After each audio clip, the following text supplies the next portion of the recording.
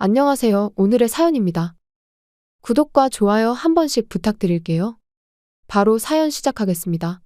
제 이름은 문다혜이고 2살 연상의 남편과 유치원생 아들이 있어요. 우리는 맞벌이 부부이고 같은 회사의 다른 부서에서 일하고 있어요. 제가 일이 바쁜 편이고 남편은 거의 매일 정시에 퇴근할 수 있어서 아들의 유치원 등하원은 남편이 해주고 있어요. 저녁 식사는 주말에 만들어 두었던 음식 등을 활용해 평일에는 쉽게 만들 수 있도록 노력하고 있어요. 적극적으로 집안일을 도와주는 남편 덕분에 우리 세 식구의 생활은 순탄했습니다. 하지만 이 행복한 생활에 변화가 찾아왔어요. 바로 시아버지가 돌아가셨기 때문이죠. 시아버지가 돌아가시고 시어머니는 많이 우울해하셨어요. 그런 시어머니를 혼자 둘 수 없다는 남편의 요청이 있었어요. 지금 사는 아파트에서 시댁까지는 차로 20분 정도 거리인데 시댁에서 시어머니를 모시고 살았으면 한다고 남편이 말하더라고요. 저 역시도 시아버지가 돌아가시고 너무 힘들어하시는 시어머니를 어떻게든 도와드리고 싶었기에 알겠다고 답했어요. 이렇게 해서 시어머니와의 동거가 결정된 거죠. 출퇴근이나 아들의 유치원 등하원에도 문제가 없을 것 같았어요. 시댁으로 이사를 마치고 시어머니와의 생활이 시작되었어요. 시어머니는 처음엔 제가 일하니까 집안일은 신경 쓰지 말라고 말씀하셨어요. 정말로 아침 일찍부터 아침밥도 차려주시고 간식거리도 만들어주시고 낮에는 청소, 빨래, 모든 집안일을 다 해주셨어요. 그런데 한 달이 지났을 때쯤이었을까? 점점 청소하지 않으시고 빨래도 쌓여만 가는 거예요. 그리고 시어머니는 남편이 없을 때 저한테 이렇게 말씀하셨어요.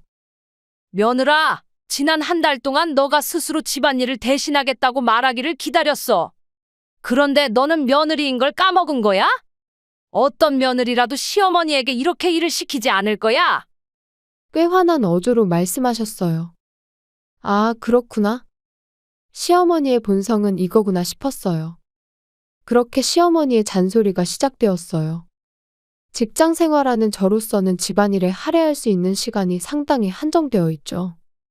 잠자는 시간을 줄이는 것 외에는 집안일을 할 수 있는 좋은 방법이 떠오르지 않았고 결국 아침 5시에 일어나 세탁을 하고 아침과 시어머니가 드실 식사를 준비하기로 했어요. 아침 식사는 7시?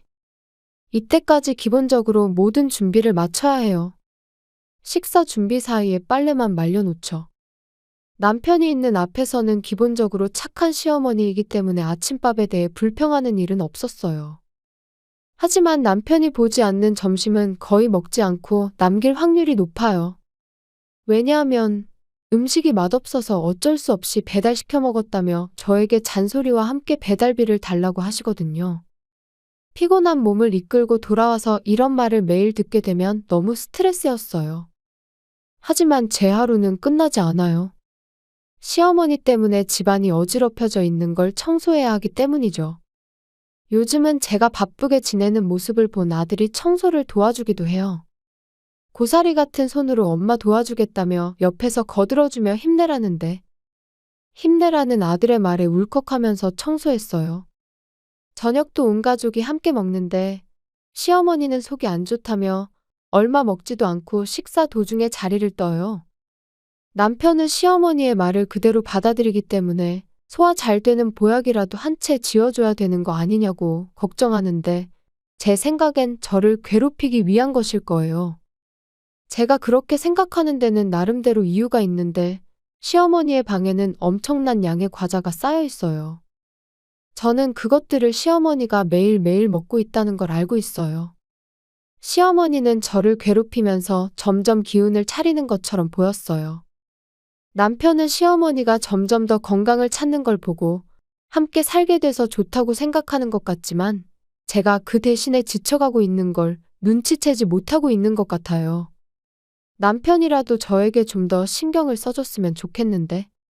그렇게 생각해도 무뚝뚝한 남편은 제 마음은 모르는 것 같네요. 아들이 다행히 제 편을 들어주니 유일한 위안이 되네요. 시어머니가 음식에 집착하는 이유는 저를 괴롭히는 것 말고도 사실 또 하나가 있어요. 그것은 바로 당뇨로 인한 식사 제한이 있기 때문이죠. 즉 당뇨병 식단이 마음에 들지 않는다는 뜻이에요. 그런데 시어머니의 당뇨가 상당히 진행되어 당뇨막 막병증이라는 합병증을 앓고 있어요. 상태가 심해 식이요법을 지키지 않으면 조기에 실명 위기에 처할 수 있는 상황이죠. 그런데도 치료도 제대로 하지 않고 병원에 가서 의사에게 오히려 화를 내는 경우가 많아요. 대체로 식단이 마음에 들지 않아 배달 음식을 먹는다든지, 저녁도 속이 안 좋다며 과자를 먹는다든지, 당뇨병 환자로서의 자각이 너무 부족해요. 이쯤 되면 남편에게 말하지 않을 수 없어서 시어머니의 식사에 대해서 모든 걸 말했어요. 제 이야기를 들은 남편은 깜짝 놀란 표정을 지으며 바로 시어머니를 찾아갔어요. 그리고 시어머니를 엄청나게 화나게 한 것 같았어요. 눈이 보이지 않아도 괜찮아? 앞이 안 보이면 어떻게 살 생각이야? 혼이 난 시어머니는 일주일 정도 제가 만든 당뇨식만 드셨던 것 같아요. 하지만 원체 식탐이 많은 시어머니는 금방 원래의 식습관으로 돌아갔어요. 게다가 저에게 절대 실명 같은 건 안 하니깐 호들갑 떨지 말고 남편에게 괜히 말하지 말라고 하더라고요. 무슨 자신감으로 이런 말을 하는 것일까요? 얼마 전 시어머니의 진짜 상태가 궁금해서 시어머니가 다니는 병원을 찾아가 봤어요. 의사의 이야기를 들어보니 정말 실명 위기에 처해 있다고 하더라고요. 가족들이 신경을 많이 써줘야 한다고 하는데 어떻게 하면 시어머니에게 이 마음이 전달될 수 있을지. 얼마 후 시어머니는 정말 당뇨 합병증으로 실명에 이르게 되었어요. 그리고 시어머니는 실명의 책임을 제게 떠넘겼어요. 제가 식습관에 신경 안 써서 이런 일이 생긴 거라며 절대 용서하지 않을 거라는데 다짜고짜 저보고 회사를 그만두고 간병하라고 하는 거예요. 그리고 시어머니는 남편에게도 일방적으로 요구했어요. 엄마, 집사람은 일을 그만둘 수 없어. 엄마가 모르겠지만 시어머니가 남편의 말을 가로막았어요. 무슨 소리야? 이렇게 별 볼 일 없는 애가 무슨 대단한 일을 한다고 그래? 너가 버는 것만으로도 충분한 거 아니야? 정말 시어머니는 이 집 살림살이가 어떻게 돌아가는지 모르는 것 같아요. 일단 저는 휴가를 내고 시어머니의 간병에 신경 쓰기로 했어요. 앞이 보이지 않는 시어머니는 이기적으로 변해버렸어요. 실명의 원인이 된 당뇨병은 완치되지 않아 앞으로도 다른 합병증을 유발할 가능성이 있다고 의사에게 들었는데도 아직도 식단과 식사량에 불만을 가져요. 눈이 보이지 않아서 먹는 것밖에 재미가 없는데 이런 것만 어떻게 먹고 사냐며 시어머니의 폭언이 매일 이어졌어요. 그래도 일상생활에 간병이 필요하니 화장실에 갈 때나 목욕, 산책 등 온갖 명령만 늘어놓아요. 말투도 온통 명령조로 말하는데 저는 고민하고 고민하다가 남편에게 이런 사실을 말했어요. 오늘도 식사에 대한 불평만 늘어놓으셨어. 무슨 일을 하든 명령조로 말하시고. 미안해 여보. 내가 당신 일해야 한다고 다시 말해볼까? 그래주면 좋겠어. 이제 간병휴가도 끝나면 어떻게든 해야 하니까. 저는 남편이 시어머니 편이 아니어서 다행이라고 생각했어요. 2주가 지나고 이제 간병휴가도 한계에 다다랐어요. 시어머니는 여전했고 남편이 도우미를 구하려고 한다고 말하자 돈 아깝게 뭐하러 구하냐며 그냥 저보고 계속하도록 해라고 말하는데 남편은 그럴 수 없다고 했어요. 왜냐하면 제가 이 집에서 제일 많이 버는 사람이기 때문이고 이 사실을 알려줬어요. 남편의 대답에 시어머니는 큰 소리로 웃음을 터뜨렸어요. 시어머니는 아들의 말조차 믿지 않고 자신의 망상에 빠져 있는 듯 했어요. 그리고 저는 내일부터 회사에 복귀하기로 돼 있어서 내일부터는 도우미가 시어머니를 돌봐주는 걸로 정했어요. 시어머니의 기분은 아침부터 최악이었어요. 아침을 먹지 않겠다며 방에 틀어박혀 있다가 점심이 되어서야 겨우 얼굴을 내밀었어요. 점심을 준비하고 먹는 모습을 지켜보고 있는데 갑자기 음식이 담긴 접시를 던져버리는 거예요. 뭐야, 이 밥! 사람이 먹을 수 있는 음식이 아니잖아. 오늘은 짬뽕이 먹고 싶으니까 얼른 배달이나 시켜줘. 시어머니의 건강을 생각해서 점심은 만드는데 이런 말을 들으면 온몸의 기운이 쫙 빠지고 화가 나요. 어머님, 눈 다음으로 귀도 잃고 싶으세요? 라고 시어머니 옆에서 속삭였어요. 시어머니는 깜짝 놀란 표정으로 제 쪽으로 고개를 돌렸어요. 너 도대체 그게 무슨 말이야? 시어머니도 조금은 당황한 듯 물었어요.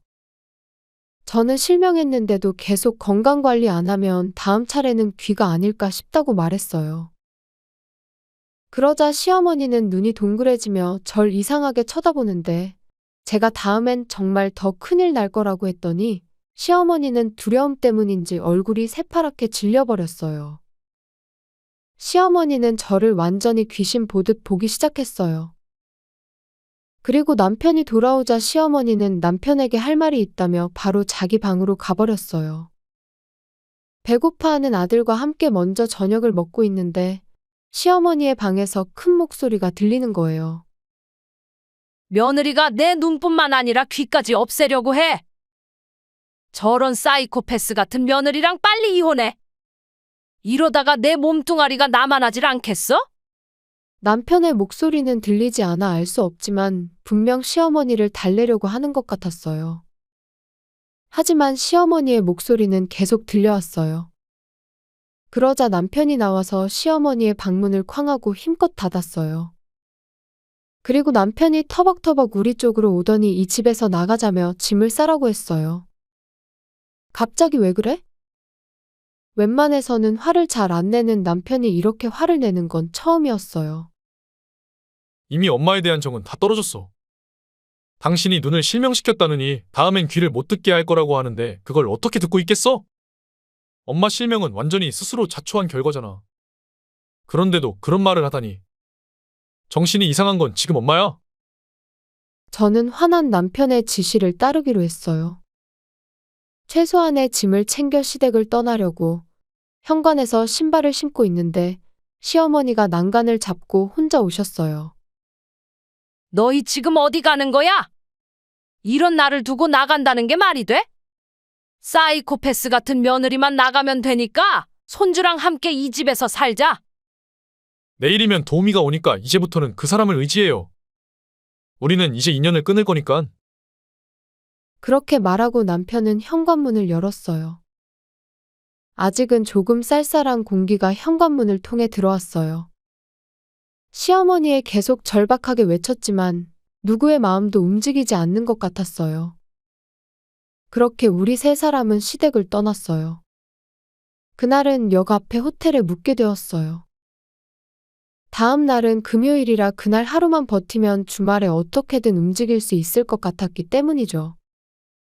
아침이 되어 저는 오랜만에 회사로 향했어요. 그리고 퇴근을 하고 친정집으로 가기로 했어요. 집이 정해지기 전까지는 친정집에서 신세를 지기로 했거든요. 남편은 오늘부터 시댁에 오기로 한 도우미에게 시어머니의 안부를 물어보기로 했어요. 전화를 걸어보니 역시나 시어머니는 도우미에게 갑질을 많이 하셨다고 해요. 저에게 했던 것처럼 욕설을 퍼붓고 결국은 나가라고 쫓아내버렸다고 해요.